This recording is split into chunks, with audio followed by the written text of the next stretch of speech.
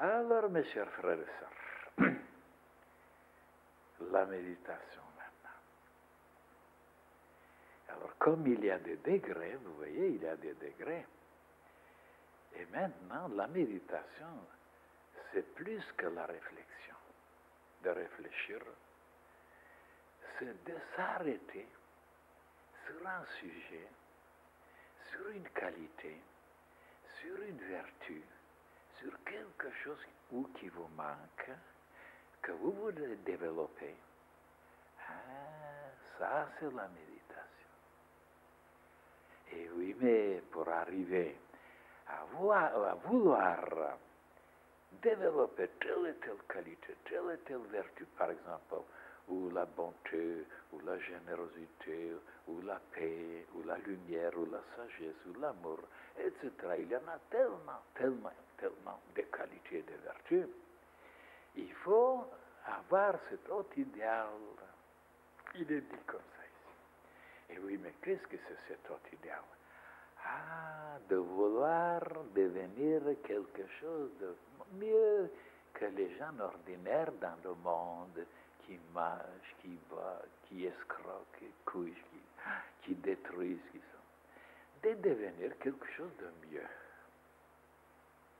Ça veut dire plus pur, plus parfait, plus intelligent, plus puissant. C'est un modèle, quoi, un modèle. Ah, si vous n'avez pas maintenant cet idéal de devenir un modèle, de vous perfectionner, jamais vous n'arriverez à méditer. Parce que vous ne serez pas poussé à méditer sur des sujets célestes, divins.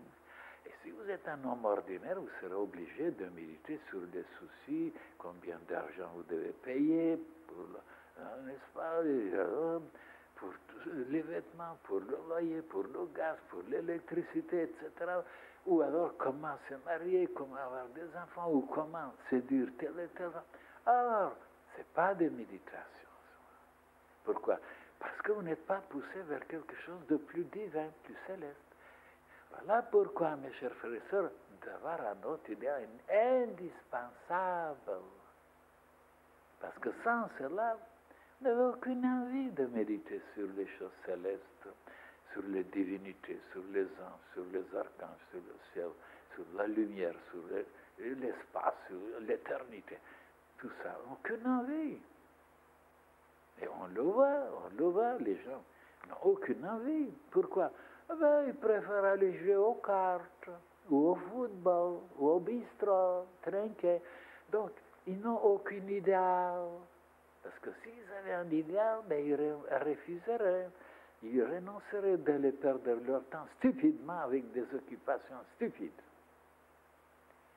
Voilà pourquoi le haut idéal est indispensable. Et à ce moment-là, quand vous avez besoin, vous voulez maintenant devenir quelque chose de mieux, plus beau, plus expressif, plus pur, pour épater la galerie même, si vous voulez.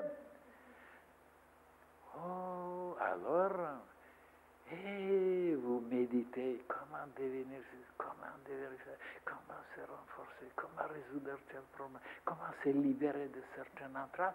Et c'est ça la méditation. La méditation est basée sur quelque chose de plus spirituel.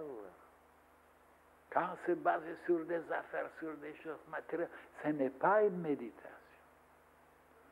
Et après, quand vous arrivez maintenant, supposez que vous arrivez maintenant à imaginer la beauté. Vous aimez la beauté partout dans l'univers.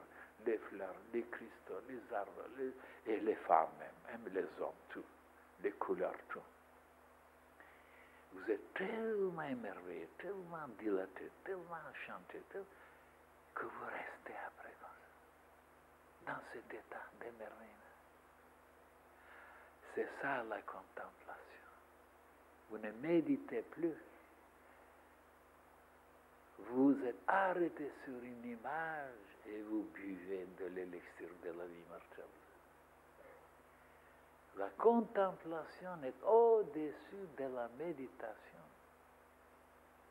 Parce que les sensations que vous avez, ils sont plus supérieures que pendant la méditation. Dans la méditation, il n'y a pas tellement de dilatation, tellement, mais de joie. Tellement, vous êtes occupé à penser, à imaginer, à résoudre certains problèmes. C'est différent. Mais la contemplation, vous êtes dégagé, vous êtes libre, vous êtes dans la paix et vous réjouissez. Et après, si vous voulez aller plus loin, parce qu'il y a des degrés, vous vous arrêtez sur le Seigneur et vous voulez vous identifier avec lui, devenir comme lui, comme Jésus qui disait, soyez parfaits, comme mon Père Céleste est parfait. De vouloir être parfait comme le Père Céleste. De s'identifier. Et maintenant, pour vous montrer combien les humains sont ignorants, je vous donnerai toujours des preuves. Parce que quand je dis quelque chose, moi, j'aime donner des preuves pour ne pas décevoir les frères et les sœurs. Prenez maintenant les humains. Avec quoi ils s'identifient? Ils s'identifient avec leur bourricot, avec leur cheval, avec leur voiture, avec leur corps physique. C'est moi, ils disent. Voilà. Regardez quelle stupidité, quelle ignorance. Ils ne savent pas qu'ils sont un esprit, une âme, quelque chose de pas matériel, quelque chose qui a des pouvoirs, des possibilités inouïes. Ils s'identifient avec le corps physique, qui est notre corps pour se manifester, notre bourricot, notre voiture. Pas le chauffeur. Le chauffeur, ce n'est pas la voiture. Alors, et quels sont les résultats, les conséquences? Quand ce n'est pas donné au corps physique l'éternité, la jeunesse éternelle, la puissance, la lumière, il s'oxyde, il s'affaiblit, il devient malade, il n'est-ce pas, il fermente, mais il fermente aussi, il s'oxyde aussi, il s'affaiblit aussi, il devient comme le corps physique. Il vieillit, il se refroidit, il devient stupide. Il ne faut jamais s'identifier avec le corps physique. Ce n'est pas nous le corps physique. C'est un instrument seulement pour nous. Et s'identifier maintenant avec votre moi supérieur, qui est une flamme, qui est la même chose que le Seigneur, les résultats sont différents. Oh là là. Eh bien, tous les initiés, tous les grands maîtres, ils ont vérifié ça. Ils s'identifient avec leur moi supérieur. Et c'est comme ça que c'était écrit dans le temple de Delphes, connais-toi toi-même. Parce que les gens ne se connaissent pas. Ils disent, je me connais, je connais toutes mes faiblesses, toutes mes données. Non, c'est pas vous. Vous êtes quelque chose de sublime, de divin, d'extraordinaire. Mais ils ne se connaissent pas. Et c'est pourquoi c'était ajouté, répété, connais-toi toi-même. Mais ils ne sont pas arrêtés. Même les savants ne sont pas arrêtés là-dessus. Pourquoi se répéter toi-même? Les gens n'ont pas compris ça. Ils le répètent. Ils ne se connaissent pas. Ils s'identifient.